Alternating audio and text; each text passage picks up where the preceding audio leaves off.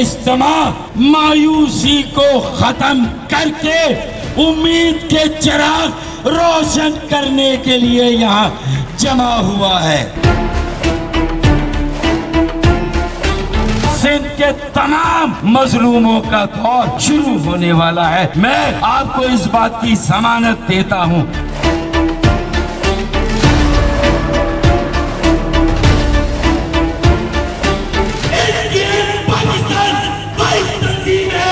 जिसने आज अपने मौक़िफ़ से साबित कर दिया कि पाकिस्तान में अगर कोई मजलूमों की जमात है तो वो सिर्फ और सिर्फ एक दिन पाकिस्तान है।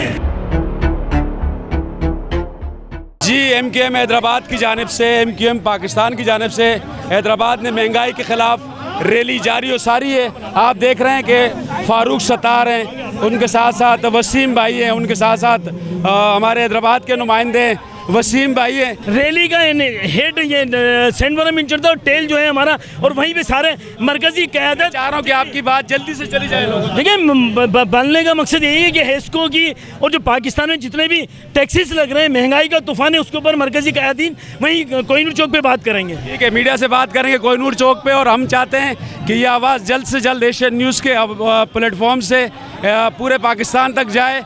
महंगाई के ख़िलाफ़ ये एहतजाज है, इसमें शहरी शामिल हैं, बहुत बड़ी तादाद में लोग शामिल हैं। सुहेल मुर्शदी साहब आपको नज़र आ रहे हैं।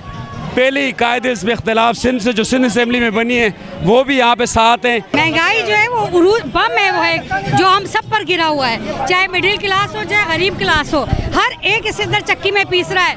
और सबसे ज़्यादा तो बिजली के बिलों ने हम सबको जीना दोबर कर दिया है। तो आज ये MQM पाकिस्तान की तरफ से कि हम सब इसके साथ खड़े हैं कि ये जो महंगाई है और ये जो बिजली का बिल है, इसको किसी न किसी तरीके से जो आवाम पर टैक्स का बोझ डाला जा रहा है, इसे ख़त्म किया जाए। आपने देखा MQM पाकिस्तान की जानिब से ये जुलूस रवा दवा है कोहिनूर की जानिब, और वहाँ पर मीडिया से बातचीत होगी।